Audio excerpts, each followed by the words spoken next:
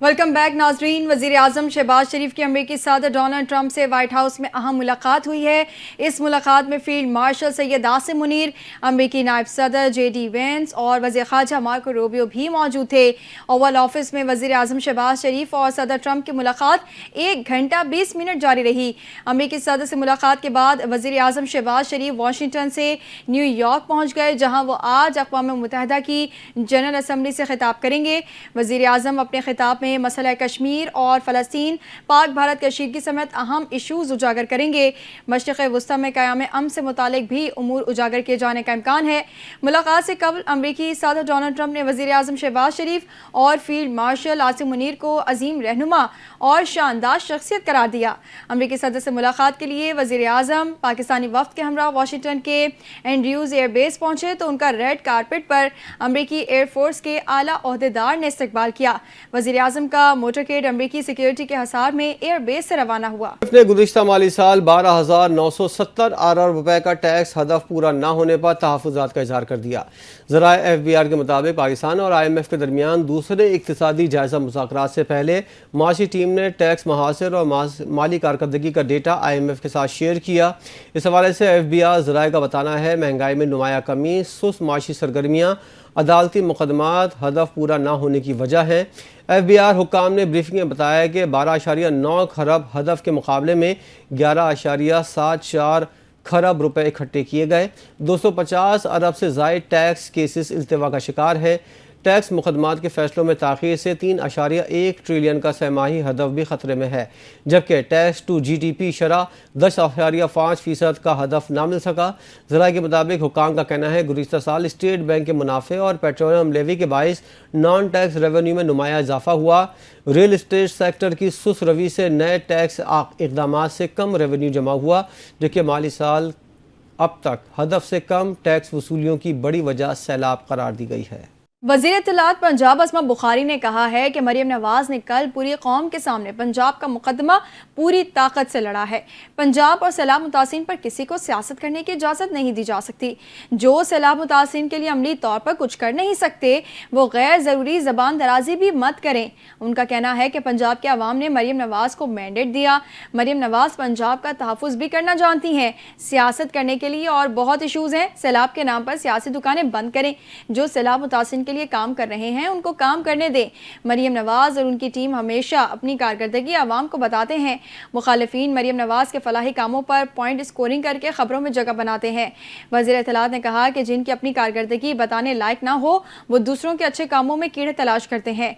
मरियम नवाज ने पंजाब में merit, good governance और शफाफियत की मिसाल कायम की है। पंजाब हुकूमत ने स्मोक से निमटने के लिए जामे मनसूबा तैयार कर लिया। सीनियर वजीर मरियम औरंगज़ेब की ज़ेर सदारत स्मोक स्टेयरिंग कमेटी के इजलास में फ़िज़ाई आलूदगी पर काबू पाने के इक़दामात पर मंजूरी दी गई। इजलास से बताया गया सूबे में फ़िज़ाई आलूदगी नापने का जदीद निज़ाम मुतारिफ़ करवाया गया है, जहाँ 38 एयर क्वालिटी स्टेयरिंग स्टेशन कायम किए गए हैं, जिन्हें 41 तक बढ़ाया जाएगा।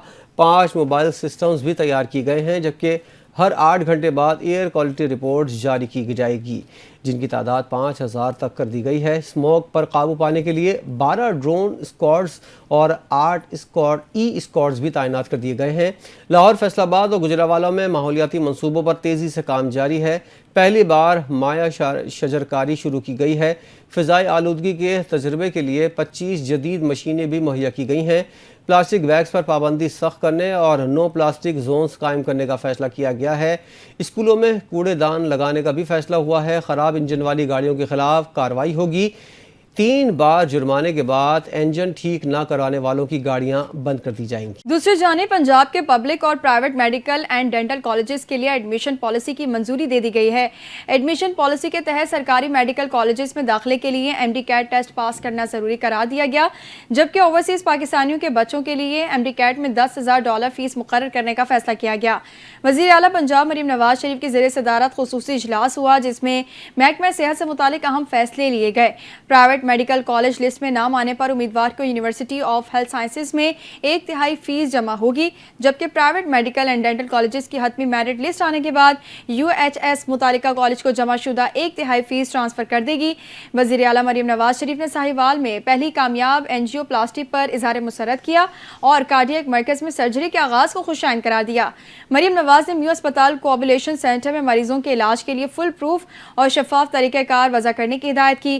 انہوں نے کینسر کے مریضوں کو ہر صورت ریلیف دینے کی ہدایت کر دی ہے۔ ڈیرہ اسماعیل خان میں دانا سر کے مقام پر گاڑی کھائی میں گرنے سے 11 افراد جاں بحق۔ ریسکیو حکام کے مطابق ڈی آئی خان میں دانا سر کے مقام پر حادثہ پیش آیا، جہاں گاڑی بریک فیل ہونے کی وجہ سے کھائی میں گر گئی، جس کے نتیجے میں 11 افراد جاں بحق ہو گئے۔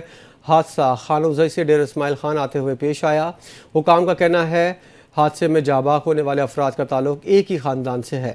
ریسکیو ذرائع کے مطابق زخمیوں میں دریا خان احمد اور 10 سالہ یوسف شامل ہیں۔ زخمیوں تمام لاشوں کو ضابطے کی کارروائی کے لیے اسپتال منتقل کر دیا گیا۔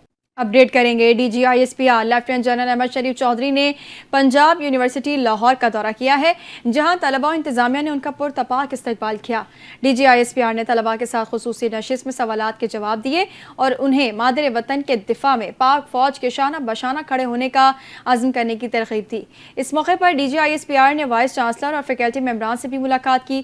طلباء اور فیکلٹی ممبران نے بھارت کو شکست دینے پر پاک فوج کو خراج تحسین پیش کیا اور وطن عزیز کے دفاع میں پاک فوج کے ساتھ ہمہ وقت کھڑے رہنے کا عزم ظاہر کیا۔ شرکا نے DGISPR کے جوانوں کو حوصلہ افزا اور خوشائند قرار دیا۔ سندھ کابینہ میں رد و بدل سے متعلق نوٹیفیکیشن آج جاری ہوگا۔ کابینہ میں نئے وزراء، مشیروں اور معاونین خصوصی کو شامل کرنے کے ساتھ ساتھ کئی محکموں کے قلمدان تبدیل کرنے کا فیصلہ کیا گیا ہے۔ اسماعیل راہو کو کابینہ میں شامل کرنے کا فیصلہ کیا ہے، جبکہ وزیر لیبر شاہد تھیم سے وزارت واپس لیے جانے کا امکان ہے۔ سعید غنی سے بلدیات، ناصر حسین شاہ سے منصوبہ بندی کا قلمدان واپس لیے جانے کا امکان ہے۔ جام خان شورو کو محکمہ منصوبہ بندی کا اضافی قلمدان دیا جائے گا۔ سعید غنی کو محکمہ لیبر کا قلمدان دیے جانے کی تجویز ہے۔ مخدوم محبوب الزما کو محکمہ خوراک کا قلمدان دیا جائے گا۔ معاون خصوصی جبار خان کو محکمہ ریلیف، جبکہ علی راشد کو محکمہ IT کا قلمدان دیا جائے گا۔ اس کے علاوہ ناصر حسین شاہ کو محکمہ بلدیات کا قلمدان ملنے کا امکان ہے۔ گیان چند ایسرانی کو بھی کابینہ میں شامل کرنے پر غور جاری ہے۔ مزید مشیروں اور معاونین خصوصی کے محکموں میں بھی رد و بدل متوقع ہے۔ گورنر سندھ کامران ٹیسوری نے نیوز کانفرنس سے خطاب کرتے ہوئے کہا کہ فلسطین میں آج بھی اسرائیلی بربریت کا سلسلہ جاری ہے اور معصوم فلسطینی شہری ظلم و ستم کا شکار ہو رہے ہیں۔ انہوں نے کہا کہ پاکستان عالمی سطح پر فلسطین کا معاملہ بھرپور انداز میں اٹھا رہا ہے اور ہر فورم پر مظلوم فلسطینیوں کی آواز بن رہا ہے۔ گورنر سندھ کا کہنا تھا کہ جب بھی فلسطین کا ذکر ہوتا ہے تو دل نرم ہو جاتا ہے، کیونکہ وہاں جو مظالم ہو رہے ہیں وہ کسی بھی انسان کو جھنجھوڑ دینے کے لیے کافی ہیں۔ اسرائیل نے اس وقت ظلم و جبر کا ایسا نظام قائم کر رکھا ہے جو عالمی انسانی حقوق کی کھلی خلاف ورزی ہے۔ انہوں نے مزید کہا کہ اسرائیل کے ظلم پر جو ممالک برسوں تک خاموش تھے اب وہ بھی بولنے لگے۔ کئی یورپی ممالک نے اب فلسطین کو بطور ریاست تسلیم کیا، جو ایک مثبت پیش رفت ہے۔ گورنر سندھ نے کہا کہ تمام مسلمان دنیا بھر میں فلسطینیوں کے شانہ بشانہ کھڑے ہیں اور یہ اتحاد وقت کی اہم ضرورت ہے۔ سینئر وزیر سندھ شجیل میمن نے پریس کانفرنس کرتے ہوئے کہا کہ چیئرمین بلاول بھٹو زرداری نے کل کسانوں کے لیے بڑا ریلیف پیکیج دیا ہے، جس کا مقصد گندم کی کاشت کے لیے چھوٹے کسانوں کو سہولت فراہم کرنا ہے۔ انہوں نے کہا موجودہ معاشی اور زرعی صورتحال میں کسانوں کو سہولت دینا وقت کی اہم ضرورت ہے۔ شجیل میمن نے کہا بلاول بھٹو کی پالیسی ہمیشہ کسان دوست رہی، یہی ان کا مقصد ہے کہ کسان مضبوط ہو، کیونکہ ہر گھر میں روٹی کھائی جاتی ہے اور اس کا فائدہ پورے معاشرے کو ہوتا ہے۔ وزیر اطلاعات نے بتایا 25 ایکڑ یا اس سے کم زمین رکھنے والے کسانوں کو ریلیف پیکیج دیا جا رہا ہے، جس کے تحت کسانوں کو DAP کھاد کا 1 بیگ اور 2 بیگ یوریا کھاد مفت دی جائے گی۔ اس اقدام سے اندازاً 22 لاکھ ایکڑ زمین آباد ہوگی۔ انہوں نے کہا ہم نے پہلے ہی کہا تھا اگر ہم اپنے کسان کو سبسڈی نہیں دیں گے تو کس کو دیں گے۔ شجیل میمن نے بتایا کہ اس سبسڈی پر ہمیں تنقید کا نشانہ بنایا گیا، لیکن ہمارا مقصد کسان کی مدد ہے۔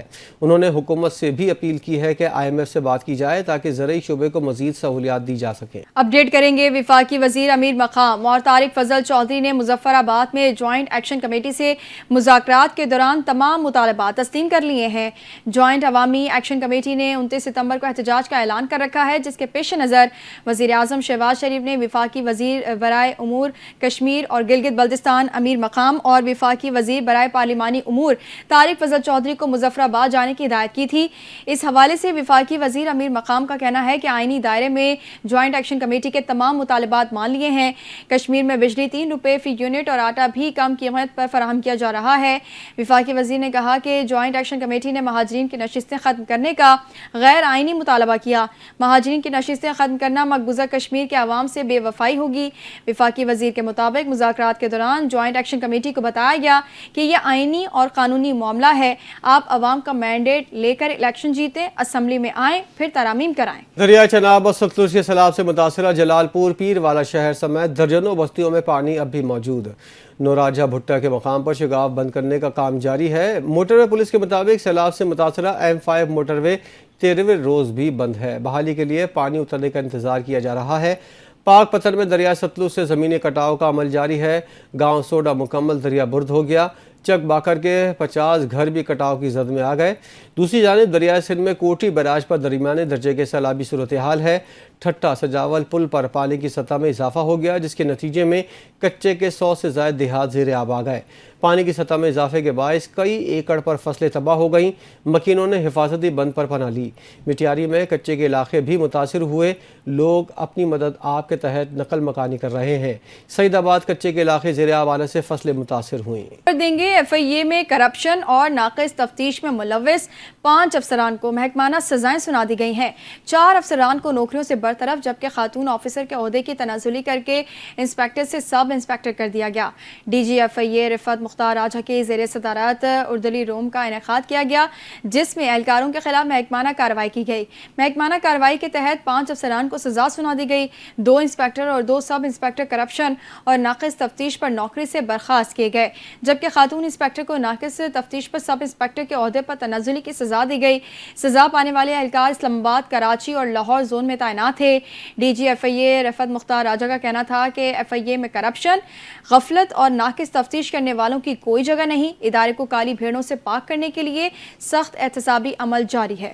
لاہور ہائی کورٹ کی چیف جسٹس عالیہ نیلم نے نیشنل سائبر کرائم ایجنسی کی جانب سے 6 صحافیوں کو جاری کیے گئے نوٹسز کے خلاف اہم فیصلہ سناتے ہوئے حکم امتناع جاری کر دیا۔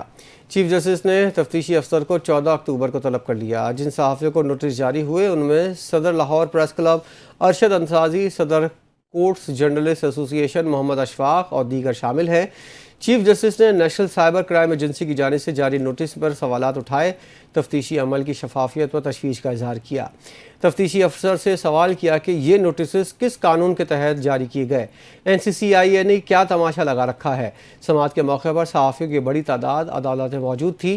چیف جسٹس نے اس بات پر سوالات اٹھائے کہ روزانہ یوٹیوبرز مختلف اداروں کی ہرزہ سرائی کرتے ہیں، کیا ان کے خلاف یہی ایکشن لیا گیا؟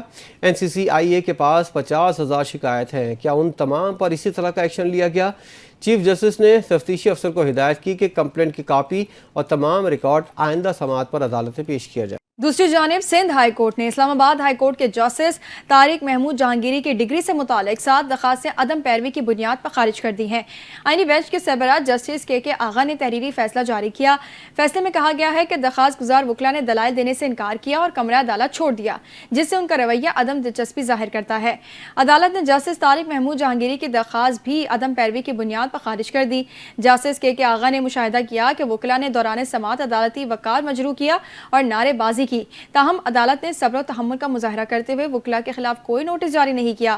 عدالت نے واضح کیا کہ عدالتی کارروائی وکلا کے خارج کے تابع نہیں، کارروائی کس طرح چلانی ہے یہ عدالت کا اختیار ہے، اور رجسٹرار کو ہدایت دی گئی کہ سماعت کے دوران اندر اور باہر کی CCTV اور آڈیو ریکارڈنگ فوری محفوظ کی جائے۔ انسداد دہشت گردی عدالت میں لیاری گینگ وار کے سرغنہ اور زہر بلوچ اور دیگر کے خلاف مقدمات کی سماعت ہوئی۔ عدالت نے شریک ملزم ملا نثار کی 4 مقدمات میں ضمانت فیصلہ سناتے ہوئے تمام مقدمات میں ضمانت منظور کر لی۔ عدالت نے ملزم کو فی مقدمہ 50,000 روپے کے مچل کے جمع کرانے کا حکم دیا۔ وکیل صفائی عابد زبان کے مطابق ملا نثار کو چاروں مقدمات میں نامزد نہیں کیا گیا تھا بلکہ شریک ملزم کے اعترافی بیان کی بنیاد پر گرفتار کیا گیا۔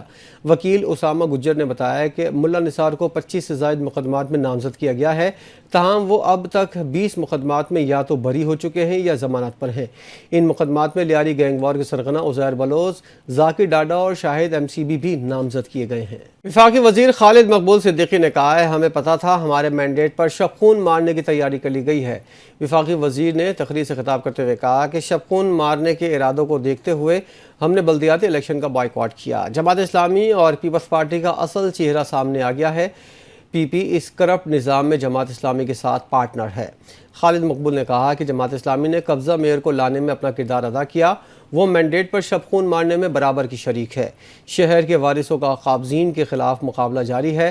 وفاقی وزیر کا کہنا تھا تمام حق پرستوں کو کامیابی مبارک ہو، آپ سب تیار رہیں، آنے والے وقتوں میں مزید کامیابیاں ملیں گی۔ پختونخوا کے ضلع ٹانگ میں امن کمیٹی کے صدر کو قتل کر دیا گیا۔ فائرنگ کا واقعہ ٹانگ میں کوٹ خدک کے علاقے میں پیش آیا، جہاں رات گئے مسلح افراد نے امن کمیٹی کے صدر کے گھر پر فائرنگ کر دی۔ DPO شبیر حسین شاہ نے بتایا کہ فائرنگ کے نتیجے میں امن کمیٹی کے صدر صلاح الدین جان بحق اور ان کے بھائی زخمی ہوئے۔ DPO کا کہنا ہے کہ صلاح الدین کی لاش اور زخمی کو ہیڈ کوارٹر اسپتال ٹانگ منتقل کر دیا گیا۔ DPO کے مطابق واقعے کے بعد پولیس کی بھاری نفری جائے وقوع پر پہنچ گئی اور ملزمان کی تلاش شروع کر دی گئی ہے۔ نوبل انعام یافتہ ملالہ یوسفزئی کے ادارے ملالہ فنڈ نے غزہ میں کام کرنے والی تنظیم کو $1,00,000 کی فنڈنگ کا اعلان کر دیا۔ اس حوالے سے ملالہ فنڈ کی جانب سے جاری کردہ اعلامیہ میں کہا گیا ہے کہ فنڈنگ سے ان بچوں کو مدد ملے گی جن کی تعلیم اور دیگر اہم سروسز تک رسائی متاثر ہوئی۔ International network for aid relief and assistance کو خدمات جاری رکھنے میں مدد ملے گی۔ اعلامیہ میں کہا گیا کہ ملالہ فنڈ 2023 سے غزہ میں بچوں کے لیے انتہائی ضروری خدمات کی فراہمی میں مدد کر رہا ہے۔ ملالہ فنڈ فلسطینیوں کی مدد کرنے والی تنظیموں کو $7,00,000 امداد دے چکا ہے۔ ملالہ فنڈ 2023 سے انیرا، فلسطین چلڈرن ریلیف فنڈ، انروا، انارا، راوا اور کائنڈو SA کو گرانٹس دے چکا ہے۔